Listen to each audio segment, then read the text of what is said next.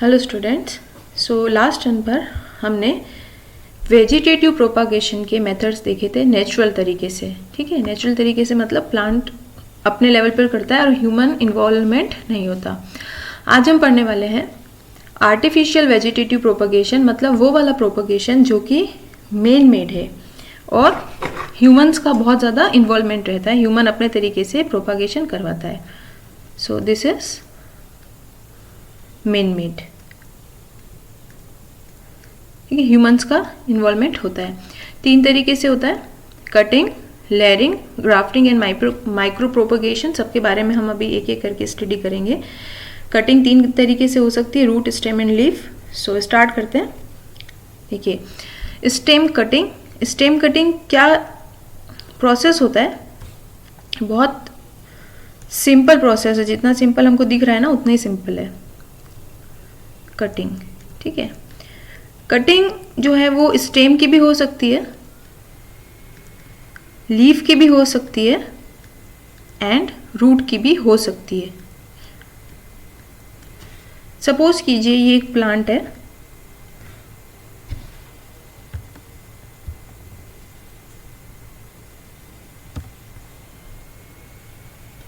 हमारे पास प्लांट है और इस प्लांट की क्या है, बहुत सारी रूट्स हैं। ये रूट वाला पार्ट है और ये स्टेम है। स्टेम पर क्या होगी, लीफ होगी। अगर हमको कट करना है तो आप कोई सा भी पार्ट कर सकते हैं। आप रूट का पार्ट कट कर सकते हैं, आप स्टेम का पार्ट कट कर सकते हैं और आप किसका पार्ट कट कर सकते हैं, लीफ का। आप कोई सा भी पार्ट कट कर सकते हैं, लेकिन एक बहुत इम्पोर्टेंट इसके लिए जो रिक्वायरमेंट है वो ये है कि जब भी आप कोई भी पार्ट कट करें, आपको नोड रीजन कट करना जरूरी है। मतलब आप इस एंगल से कीजिए कि नोड रीजन आए। जैसे आपने लीफ कट करी है तो नोड रीजन आना चाहिए लीफ का। अगर आपने स्टेम पार्ट कट करी है तो स्टेम पर जो नोड रीजन है जहां से लीफ ओरिजिनेट होती है वो पार्ट आना चाहिए कटिंग में। और अगर आप रूट कट कर रहे हैं तो रूट में भी आप इस तरीके से कट करेंगे कि स्टेम का कुछ पार्ट कट जाएगा पर उसमें नोड रीजन आना चाहिए। तो रिक्वायरमेंट क्या है, नोड रीजन आना चाहिए। नोड एक बहुत ही पावरफुल मेरिस्टेमेटिक पार्ट है जो कि कुछ भी ग्रो कर सकता है। तो अब कुछ नहीं करना है, बस नोड रीजन को सॉइल से टच करते हुए, नोड रीजन को सॉइल से टच करते हुए हमको इस पार्ट को ग्रो कर देना है, सॉ कर देना है। लेकिन ध्यान रखना है कि नोड रीजन सॉइल से टच होना चाहिए। यहाँ पर जो स्टेम है उसको भी हमें ये ध्यान रखना है कि नोड रीजन सॉइल से टच होना चाहिए। और रूट भी इस तरीके से रूट हमें सॉ कर सकते हैं कि नोड रीजन किससे कांटेक्ट में आना चाहिए, सॉइल से। तो इस तरीके से हम कटिंग करते हैं, किसी भी पार्ट की कटिंग कर सकते हैं, लेकिन हमें ये ध्यान रखना है कि नोड रीजन इन्वॉल्व होना चाहिए। नोड रीजन बहुत पावरफुल रीजन है। नोड से हमें पता है कि नोड स्टेम बना सकता है, रूट बना सकता है।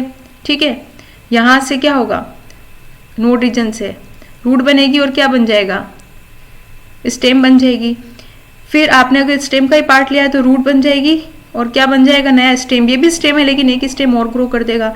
अगर आपने रूट वाला पार्ट लिया है तो ये क्या कर देगा, स्टेम क्या कर देगा, ग्रो कर देगा। ठीक है, और रूट्स भी ग्रो कर सकता है। तो नोड सब कुछ कर सकता है, बस हमको ये ध्यान रखना है कि कटिंग सेक्शन में नोड आना चाहिए और ग्रो करते टाइम नोड सॉइल के ज्यादा कॉन्टेक्ट में होना चाहिए। क्योंकि नोड के पास क्या होता है,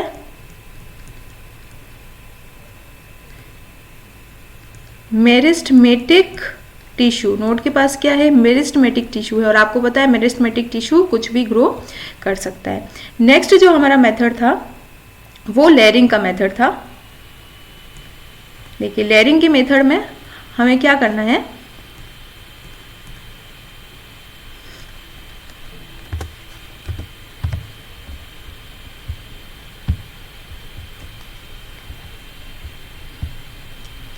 ये लेयरिंग का मेथड है।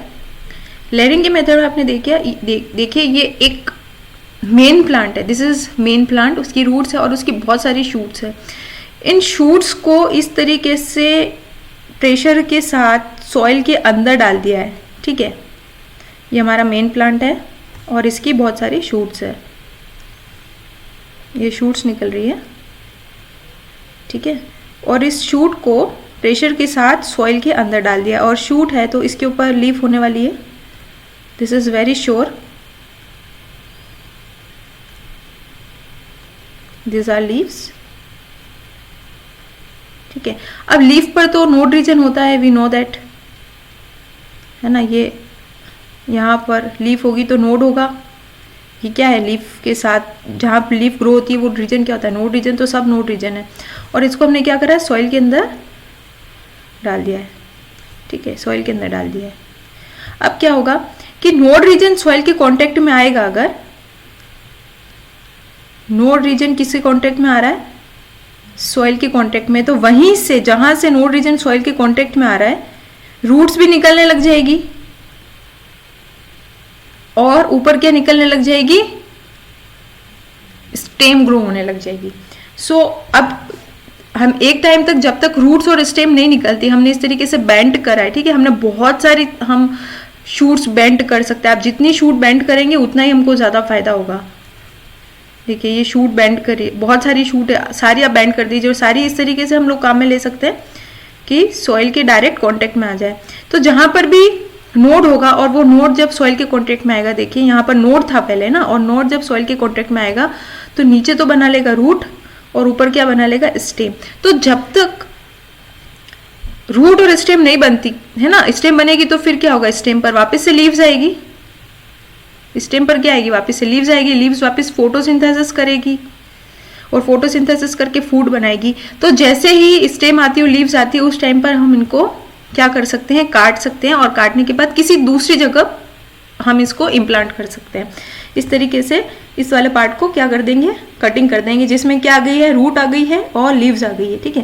पहले क्यों नहीं कट करना है, पहले इसलिए कट नहीं करना है क्योंकि अभी ना तो रूट्स आई है, ठीक है। अगर सपोज कीजिए आपने सिर्फ अभी इसको डाला है, किसी रीजन को अभी डाला है, इस रीजन को, ठीक है, और अभी इसमें रूट्स भी ग्रो नहीं हुई है, और अभी इसमें स्टेम भी नहीं आई, तो अभी ये किसके ऊपर डिपेंड है, ये अभी मेन प्लांट पर डिपेंड है ना।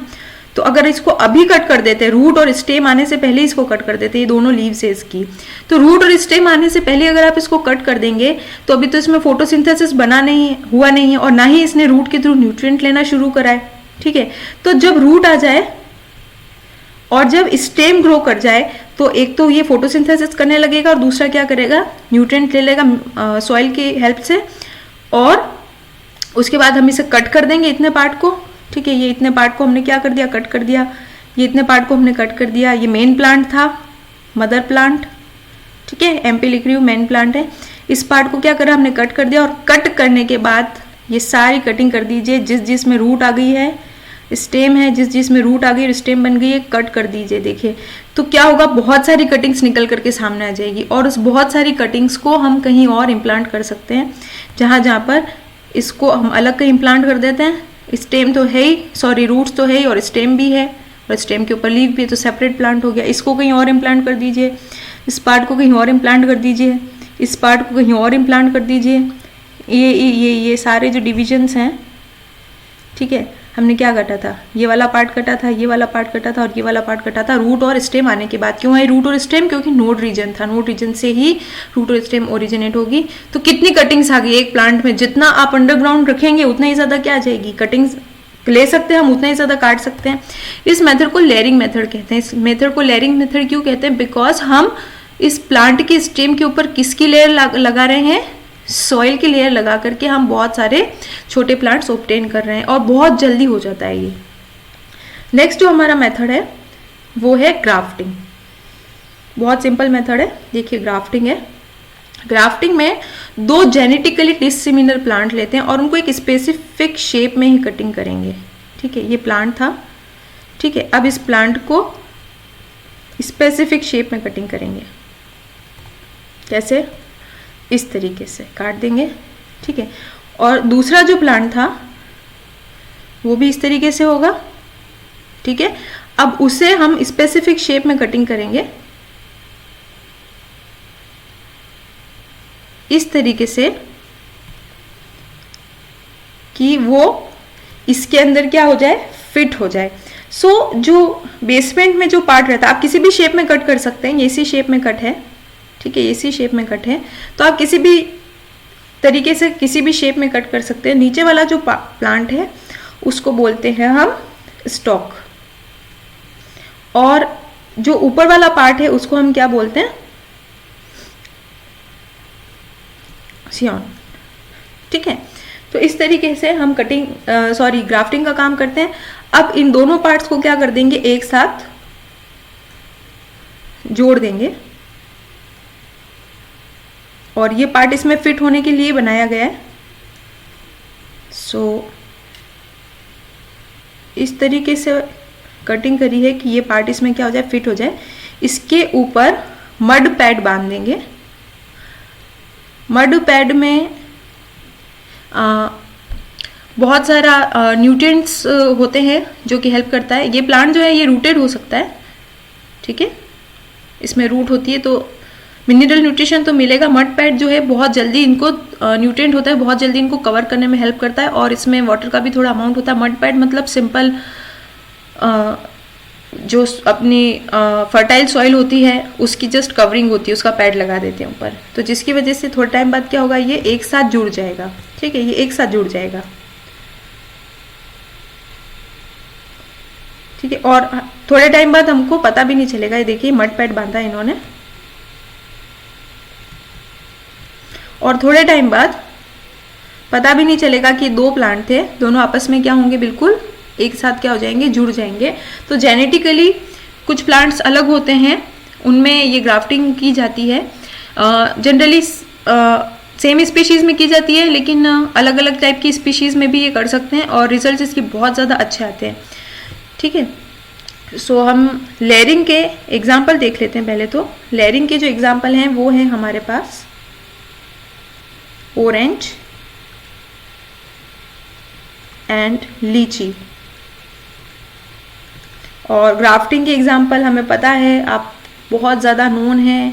एग्जाम्पल क्या हैं ग्राफ्टिंग के, रोज़ एंड एप्पल। रोज़ तो पता है, नॉर्मली बहुत सारी जगह पर आपने देखा होगा कि ग्राफ्टिंग होती है। ठीक है, ये किस में करना है, जेनेटिकली डिफरेंट हो, जेनेटिकली डिफरेंट है, हम दोनों तरीके से इसको ज्वाइन करने का काम करें। ठीक है, सपोज कीजिए ये आपका रोज़ है वाइट, ठीक है, नीचे वाला स्टॉक, और ऊपर का जो आपका रोज आपने जो स्टेम लिए ना वो पिंक रोज रेड रोज की है। ठीक है, तो अब ये दोनों आपस में कनेक्ट हो गई, जुड़ गई है। ठीक है, तो ये जो नया प्लांट बनेगा ना, इसमें से जो रोज आएंगे वो पिंक कलर के होंगे। ठीक है, जेनेटिकली डिसिमिलर क्यों लेना है, क्योंकि हमको दो को आपस में क्या करना है, दो कैरेक्टरिस्टिक को साथ में लाना है। आप सेम ले लेंगे, व्हाइट रोज इधर भी था, व्हाइट रोज इधर भी था, तो कोई फायदा नहीं होने वाला है। तो जेनेटिकली डिफरेंट है, सेम स्पीशीज के भी हो सकते हैं और डिफरेंट स्पीशीज के भी हो सकते हैं। जेनेटिकली डिफरेंस होना है, कोशिश ये रहती है कि दोनों कैरेक्टर प्रोडक्ट में क्या हो जाए, मर्ज हो जाए, इसका कैरेक्टर और इसका कैरेक्टर इस प्रोडक्ट में मर्ज हो जाए। सो रोज इसका एग्जाम्पल है, एप्पल इसका एग्जाम्पल है, मैंगो वगैरह। मैंगो में भी बहुत ज़्यादा एक्सपेरिमेंटल काम ही किया जाता है अलग अलग टेस्ट ऑब्टेन करने के लिए। सो ये तो हुए हमारे आर्टिफिशियल मेथड। अब एक और मेथड है जो बहुत ज़्यादा इम्पोर्टेंट है, एंड ये ना तो कटिंग की कैटेगरी में आता है, ना ही ग्राफ्टिंग की कैटेगरी में आता है, ना ही लेयरिंग की कैटेगरी में आता है, but it is so important. So क्या करना है हमको, देखिए ये आप पहचान गए क्या है, ये शुगर केन है, और आप ये वाली साइड देख रहे हैं, ये है ना, ये डिप्रेशन जो है, ये साइड नोड है। क्या है ये साइड नोड, और इस ये जो लीव देखिए, ये लीफ कहाँ से निकल रही है, ये लीफ कहाँ से निकल रही है, नोड रीजन से निकल रही है, ये नोड रीजन है। ठीक है, सो अब हमें क्या करना है, देखिए जो आपका शुगर केन था उस पर ये नोड रीजन था, कौन सा रीजन है, ये नोड रीजन है, और नोड रीजन से ही क्या निकलेगी, लीफ निकलेगी। ठीक है, निकलती है जनरली नोड रीजन से। So now we have to make a cut. ठीक है, कट क्या करना है, ये node region, this is node region, this is node region and this is node region. जब कट करना है तो एक चीज का ध्यान रखना है कि नोड कट नहीं होने चाहिए। ठीक है, ये आपका स्टेम था, ठीक है, ये इंटरनोड है, this is node and this is node, and the region between two node is known as internode. ठीक है, ये लीफ आ रही है, ठीक है। सो ये नोड से सब कुछ बन जाएगा, ठीक है। आपको पता है ना, ये नोड रीजन होता है, ये नोड रीजन होता है, और यहाँ से क्या बनती है, बड, ठीक है। बड से क्या बनती है, फिर लीफ भी बन सकती है, शूट भी बन सकती है, फ्लावर भी बन सकता है। सो नोड रीजन से यहाँ पर क्या आएगी, लीफ, और यहाँ पर क्या ओरिजिनेट हो सकती है, रूट्स। तो हमें क्या करना है कि ये स्टेम है पूरा का पूरा, इसमें कटिंग करनी है। कटिंग आपको कैसे करनी है कि नोड रीजन कट नहीं होना चाहिए। ये हमने कटिंग तो कर ली है, ठीक है। ये नोड रीजन आ गया, ये लीफ है, ठीक है, ये रूट्स है, ठीक है। तो नोड रीजन से बड निकल के लीफ भी बन सकती है और रूट्स भी बन सकते हैं, ठीक है, रूट्स। सो अब हमने क्या करा है कि इसको कटिंग कर ली है, और कटिंग करने के बाद ध्यान रखना है कि नोड रीजन कट नहीं होना चाहिए। इस नोड रीजन को इस तरीके से दोनों बन सकते हैं, ठीक है। अब हमको इस कंडीशन में काटना है कि नोड रीजन कटे, हमारे लिए जरूरी नहीं है कि उस नोड रीजन पर कैसे काटना है, हमको इस तरीके से काटना है। ये नोड रीजन नहीं कट रहा, क्योंकि नोड तो बहुत पावरफुल, इसी पर तो सारा वेजिटेटिव प्रोपागेशन का खेल है ना, ये नोड है, ठीक है। ये लीव्स भी बना सकता है और ये रूट्स भी बना सकता है, और इसमें एक बहुत बड़ा मिरेकल होता है। क्या मिरेकल होता है कि ऊपर वाली साइड जो है ना वो लीफ बनाएगी, और नीचे वाली साइड क्या बनाने वाली है, रूट बनाने वाली है, ठीक है। सो अब क्या करा, इस नोड रीजन को जिसमें ना तो भी लीफ आई थी और ना ही क्या आया था, रूट आया था, 100 कर देते हैं, ठीक है, सॉइल में डाल देते हैं। ये हमारा नोड रीजन है, ठीक है, 2 नोड रीजन है। जैसे ही आपने सॉइल में डाला, नोड बहुत पावरफुल थिंग है, एंड रूट्स बनाने लग जाएगा नीचे, और ऊपर क्या बनाने लग जाएगा, लीफ। धीरे धीरे प्रोपागेशन शुरू हो जाएगा, मतलब ये फुल स्टेम इस तरीके से कन्वर्ट हो जाएगा, फुल स्टेम में कन्वर्ट हो जाएगा, ठीक है। ये वाला पार्ट है, ठीक है। तो ये क्या होगा, ऊपर स्टेम बना लेगा, डायरेक्ट भी लीफ आ सकती है, और स्टेम होगा तो स्टेम पर भी क्या आ सकती है, लीफ आ सकती है, और नीचे क्या आ जाएगी, रूट्स आ जाएगी। So this is node region, power of node region. It can develop root, it can develop leaf, depend करता है किस तरीके का प्लांट है। हमारे अगर किसी प्लांट में लीफ आ जाएगी डायरेक्ट और रूट आ जाएगी, और किसी प्लांट में क्या होगा कि पहले स्टेम आएगी, फिर स्टेम पे लीफ बनेगी, and after that it will form it will form stem and leaf, and simultaneously it will form root.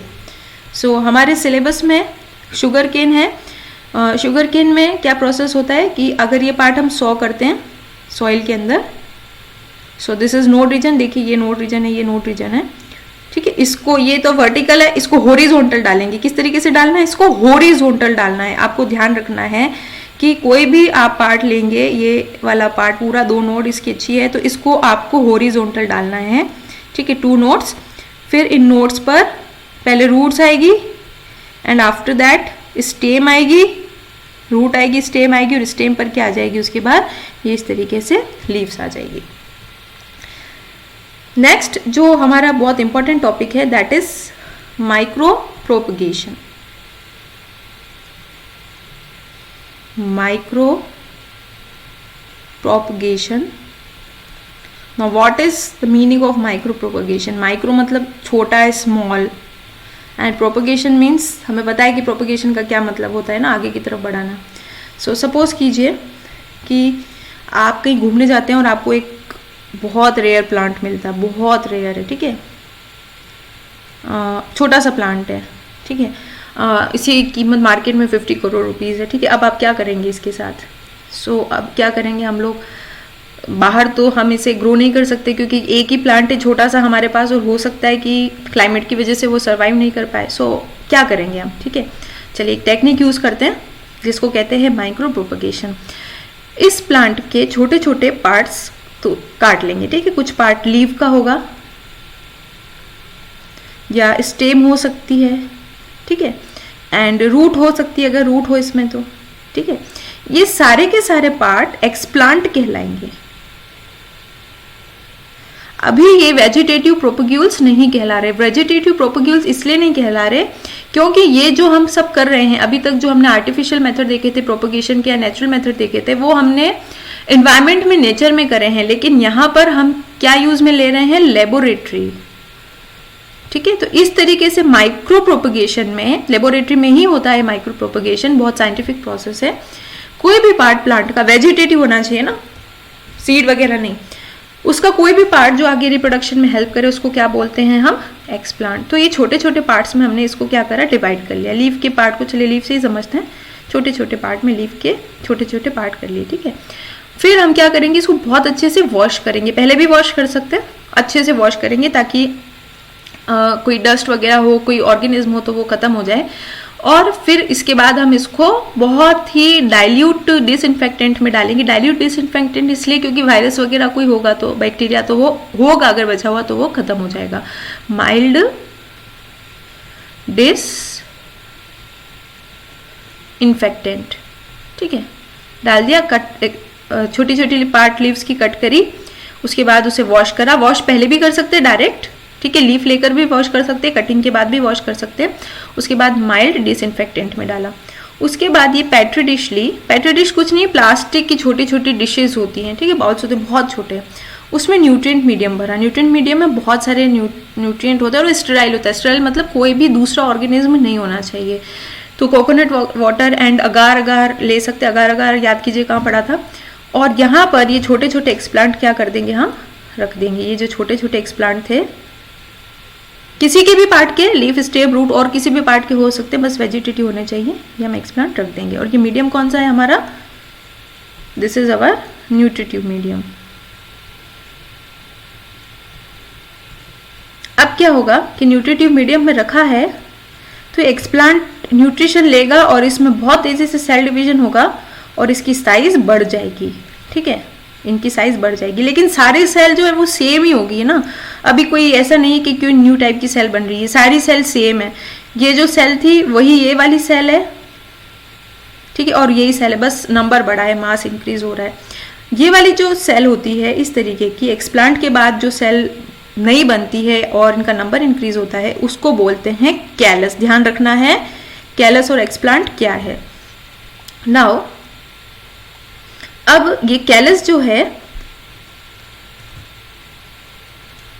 इस तरीके से, तो इसमें हम कंट्रोल्ड एक कंडीशन रखते हैं जिसमें हम बहुत सारे ग्रोथ रेगुलेटर्स डालेंगे। ग्रोथ रेगुलेटर्स क्या हैं आपको पता है, व्हाट आर ग्रोथ रेगुलेटर्स,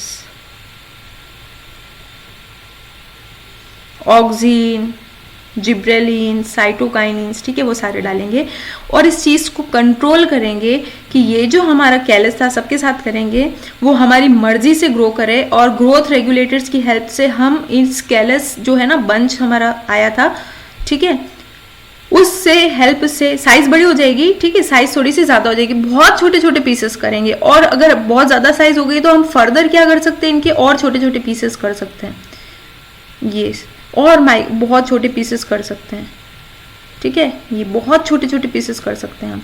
और हर पीस को फिर वापस क्या कर सकते हैं, इस तरीके का एक डिश ली न्यूट्रिएंट मीडियम और हर पीस को इसमें डाल सकते हैं। So we can do everything, ठीक है। सो क्यों, तो हमारे पास देखिए एक छोटा सा पार्ट था, उस छोटे से पार्ट से हमने शुरू करा था, फिर हमारे पास कैलस आया। कैलस के हमने डायरेक्ट भी डाल सकते हैं और चाहे तो हम बहुत और छोटे पीसेस करके उसको क्या कर सकते हैं, वापस प्रोपगेट कर सकते हैं। सो अभी देखते हैं, सपोज कीजिए ये बहुत छोटे पार्ट थे, उन्हीं में से किसी एक को डाल दिया हमने, ठीक है, ग्रोथ रेगुलेटर्स डाले। ग्रोथ रेगुलेटर्स से क्या होगा, हम कंट्रोल कर रहे हैं, मतलब हमें इस मास से हमारी मर्जी है वो चीज़ हम बना सकते हैं। तो कंट्रोल करके हम एम्ब्रियो बना सकते हैं। ये एम्ब्रियो फर्टिलाइजेशन से नहीं बन रहा है, हमारी कंट्रोलिंग से बन रहा है, ठीक है। यहाँ पर एम्ब्रियो बन सकते हैं, छोटे छोटे से एम्ब्रियो बन सकते हैं, ठीक है, हमारी मर्जी से बन रहा है। और क्या बना सकते हैं हम, और हम कंट्रोल करके डायरेक्ट ही, अभी तो हमने एम्ब्रियो बनाया, ठीक है, दूसरा हम क्या कर सकते हैं, एम्ब्रियो नहीं बनाना, ठीक है। अब देखते हैं आगे क्या फीचर होगा इस एम्ब्रियो का। हम एम्ब्रियो नहीं बना रहे और क्या कर रहे हैं कि ग्रोथ रेगुलेटर्स से ये जो पार्ट था ना कैलस का हमारा, ठीक है, कैलस डायरेक्ट भी आप आगे डाल सकते हैं। और अगर आपको और ज्यादा अमाउंट चाहिए तो आप क्या करोगे, कैलस को फिर छोटे छोटे पार्ट में डिवाइड करोगे, फिर छोटे छोटे पार्ट लेकर के क्या करोगे, उसको वापस यहाँ से डालोगे, तो वापस उनका नंबर क्या हो जाएगा, इंक्रीज हो जाएगा। और इंक्रीज हो जाएगा नंबर तो फिर आप वापस उनको ग्रोथ रेगुलेटर से ट्रीट कर सकते हैं, ठीक है। एक बार ग्रोथ रेगुलेटर से ट्रीट कर दिया तो फिर वापस आप इस स्टेज में नहीं आ सकते। इस स्टेज को आप कितनी भी बार रिपीट कर सकते हैं। रिपीट मतलब एक बार आपके पास कैलस आया, आप डायरेक्ट कैलस को ट्रीट करिए या फिर कैलस के छोटे छोटे पार्ट लेकर के, ठीक है, और उन्हें वापस किस कंडीशन में डाल दिया, फर्स्ट कंडीशन में डाल दिया हमने, ठीक ठीक है। तो एक छोटा सा पार्ट लिया था हमने ये वाला, और ये छोटा सा पार्ट क्या हो गया, वापस बड़ा हो गया। ठीक है, तो हर छोटा पार्ट क्या हो जाएगा, बड़ा हो जाएगा। तो हर बार आप छोटे छोटे पीसेस करेंगे, इससे इस तरीके से वापस इसे प्रीवियस कंडीशन में डाल देंगे, तो वापस आपके पास क्या आ जाएगा, बहुत सारा कैलस आ जाएगा। सो आगे बढ़ते हैं। ग्रोथ रेगुलेटर्स डालेंगे तो डायरेक्ट क्या होगा, रूट निकलने लग जाएगी और शूट निकलने लग जाएगी, रूट निकलने लग जाएगी और शूट निकलने लग जाएगी। जितने भी आप पार्टीशंस काम में ले रहे हैं, आप अगर एक पार्ट काम में ले रहे हैं, ये एक कैलस है, तो एक रूट और शूट निकलेगी। और अगर आपने छोटे छोटे बहुत सारे टुकड़े कर दिए हैं इस तरीके से और सबको ट्रीट कर रहे हैं, तो उसके बाद बहुत सारी स्टेम निकल जाएगी और रूट्स निकल जाएगी। ठीक है, अब इन स्टेम और रूट को क्या करेंगे, या ये एम्ब्रियो है, एम्ब्रियो को तो आप डाल दीजिए किसी और बर्तन में, बर्तन मतलब this is our petri dish. ठीक है, इसमें डाल दिया और ये वाला जो पार्ट है इसको काट लीजिए, यहाँ से इसको यहाँ से काटा, यहाँ से काटा, ये रूट आ गई थी और ये क्या थी, स्टेम। ठीक है, तो अलग अलग को हम क्या करेंगे, अलग अलग में एक को इधर डाल देते हैं और दूसरे वाले को क्या करते हैं, दूसरे वाले को दूसरे में डाल देते हैं। ठीक है, अब ये क्या करेगा, एक पूरा नया प्लांट बना लेगा और ये क्या करेगा, पूरा नया प्लांट बना लेगा। एम्ब्रियो भी जब आप डालेंगे, एम्ब्रियो भी जब आप डाल रहे हैं, यहाँ से इसको आपने ट्रीट करा एम्ब्रियो के लिए, या आपने किसके लिए ट्रीट करा इसको, आपने इसको ट्रीट करा कि आपको एक नई स्टेम वाला पार्ट मिल जाए। ठीक है, मतलब रूट शूट स्टेम बन जाए और लीव्स ऑटोमेटिकली आएगी। तो आप दो तरीके से ट्रीट कर सकते हैं, या थर्ड मेथड क्या कर सकते हैं, अगर आपको लगता है कि नहीं मेरे पास और कम है मटेरियल, क्योंकि 50 करोड़ का प्लांट है तो मेरे पास ज़्यादा मटेरियल होना चाहिए, तो वापस क्या कर दीजिए, इसके छोटे छोटे पीसेस कर दीजिए, बहुत छोटे छोटे पीसेस, और वापस फर्स्ट स्टेप से जाएंगे। मतलब छोटा छोटा पार्ट है, अभी एक्सप्लांट ही कहलाएगा, और इस छोटे छोटे पार्ट को क्या करेंगे, इन छोटे छोटे न्यूट्रिटिव मीडियम में रख देंगे, तो ये छोटे छोटे जो पार्ट हैं वापस बड़े हो जाएंगे, बहुत बड़े हो जाएंगे। ठीक है, और वापस क्या आ जाएगा, हमारे पास एक बहुत बड़ा कैलस आ जाएगा, वापस कैलस आ जाएगा। अब आप कैलस को वापस आपकी मर्जी से ट्रीट कर दीजिए, या तो आप इसको स्टेम की ट्रीटमेंट में डाल दीजिए कि आपको स्टेम के थ्रू प्लांट ग्रो कराना है, स्टेम, रूट, शूट, लीफ की तरह, या फिर आप इससे एम्ब्रियो भी बना सकते हैं। एम्ब्रियो को 100 करेंगे तो भी पूरा प्लांट बनेगा, वो ओरिजिनल पेरेंट प्लांट जैसा होगा जो आप कहीं से लाए थे। और अगर आपने इसको इस तरीके से करा है टेक्निकली कि आपने इसको डायरेक्ट ग्रोथ रेगुलेटर्स दे के आपने एम्ब्रियो नहीं बनवाया, रूट शूट स्टेम का प्लांट बनवाया, तब भी क्या होगा, वो कैसा रिजेंबल होगा, बिल्कुल अपने पेरेंट प्लांट की तरह रिजेंबल होगा, सेम उसी तरीके से वो दिखने वाला है। तो इस तरीके से क्या होता है हमारा माइक्रो प्रोपगेशन, और एक कॉपी से हम मल्टीपल कॉपीज क्रिएट कर सकते हैं। We can create multiple copies. समझ में आ गया होगा वैसे तो, और अगर नहीं आया है तो मैं फटाफट से एक बार वापस रिवाइज करा देती हूँ, और अगर आपको लर्न हो गया है तो प्लीज स्किप दिस। आप कहीं गए और आपको एक प्लांट मिला, आपने उस प्लांट की रूट शूट स्टेम पर, समझ में आ गया तो स्किप कर देना 2-3 मिनट का, आपने उसका कोई भी पार्ट, अब इसमें नोट जरूरी नहीं है ना, नोट रीजन लेना बिल्कुल जरूरी नहीं है, उसके छोटे छोटे से पार्ट कर दिए और उन छोटे छोटे से पार्ट्स को बीकर में रख दिया। ये पार्ट्स क्या कहलाएंगे, एक्स प्लांट, इनमें रख दिया। जब आपने इसको इनमें रखा तो रखने के बाद इनकी साइज जो है वो थोड़ी सी बड़ी हो जाएगी, क्योंकि आपने यहाँ न्यूट्रिटिव मीडियम दिया है, अगार अगार, कोकोनट वाटर और भी बहुत सारे होते हैं, तो आपने न्यूट्रिटिव मीडियम दिया, जिससे इनकी साइज क्या हो गई है, इंक्रीज हो गई है। साइज क्या हो गई है, इंक्रीज हो गई। ठीक है, इंक्रीज साइज वाले सेम सेल है, यही बस साइज इंक्रीज हुई है, क्या कहलाएगा, कैलस। क्या कहलाने वाला है, कैलस। अब आप डायरेक्ट कैलस के साथ क्या कर सकते हैं, इस कैलस को या तो आप एम्ब्रियो की ट्रीटमेंट में डाल सकते हैं, या फिर आप इसे डायरेक्ट स्टेम और रूट की ट्रीटमेंट में डाल सकते हैं। ठीक है, या फिर आप क्या कर सकते हैं, आपको लगता है कि नहीं मेरे पास मटेरियल अभी भी कम है, तो आप इसके छोटे छोटे पीसेस कर लीजिए और छोटे छोटे पीसेस को वापस सेम प्रोसेस, ठीक है, सेम न्यूट्रिटिव मीडियम में डालेंगे ताकि साइज क्या हो जाए, इंक्रीज हो जाए। अब जो एम्ब्रियो वाला पार्ट था वो एम्ब्रियो बना लेगा, हमने कंट्रोल करा इसको हमारे लेवल पर, और वो एम्ब्रियो जो है वो अपने मदर पेरेंट जैसा हो जाएगा। और अगर आप इसे स्टेम बनाना चाहते हैं कि रूट शूट स्टेम वाला प्लांट बने, ठीक है, तो वो भी कैसा हो जाएगा, अपने मदर पेरेंट के रिजेंबल दिखने लगेगा। हार्मोन से आप क्या कर रहे हैं, इसको कंट्रोल करने का काम कर रहे हैं। सो होपफुली समझ में आ गया होगा आपको। नेक्स्ट स्टार्ट करते हैं टॉपिक। ये हमारा जो एसेक्सुअल रिप्रोडक्शन का पार्ट था, जितने भी पार्ट्स थे वो कंप्लीट हो चुके हैं, ठीक है। अब हम पढ़ रहे हैं टेरर ऑफ बंगाल। टेरर समझते हैं आप, है ना, आतंक मचा रखा है बंगाल में।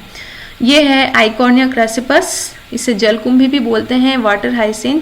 टेरर ऑफ बंगाल इसलिए है क्योंकि ये फतेह सागर में मिल जाएगी, लेक्स वगैरह में। सो टेरर ऑफ बंगाल इसलिए है क्योंकि बंगाल में आतंक मचा रखा है। ये एक इंट्रोड्यूस्ड प्लांट है, मतलब पहले इंडिया में नहीं था, किसी कंट्री ने इंट्रोड्यूस करा है। आपने देखा है कैसे रिप्रोडक्शन करता है, ऑफसेट से, है ना, और बहुत, ये इसका फ्लावर है, बहुत तेजी से रिप्रोडक्शन करता है और फटाफट क्या करता है, पूरे सरफेस पर, वाटर सरफेस पर फैल जाता है, ठीक है। अब इससे दो प्रॉब्लम होती है कि एक तो कोई जाना चाहे, पार करना चाहे लेक वगैरह शिप के थ्रू या बोट के थ्रू तो कर नहीं सकता, क्योंकि बीच बीच में, है ना, देखा है किस तरीके से ऑफसेट के थ्रू वेजिटेटिव प्रोपगेशन हो रहा है। सेकंड क्या हो रहा है इसके साथ कि ये सारा का सारा लाइट ले लेता है, सारी लाइट ले लेता है, और अंडर किसी भी फ्लोरा और फना को लाइट नहीं जाने देता, सनलाइट, ठीक है। तो वो अंडर वाटर जो है वो फोटोसिंथेसिस नहीं कर पाते और उनकी क्या हो जाती है, डेथ कॉज हो जाती है। और फिर उसके बाद बहुत ज़्यादा स्मेलिंग आना, बदबू आना, क्योंकि नीचे वाले फ्लोरा और फना को तो ब्रीथिंग कर ही नहीं पा रहे ना, वो ऑक्सीजन ही नहीं, सनलाइट ही नहीं मिल रही। सो ये बंगाल में बहुत ज़्यादा है, ठीक है। साइंटिफिक नाम याद करना है आपको, आज ही करना है, Eichhornia crassipes, common name is water hyacinth and it is also known as terror of Bengal.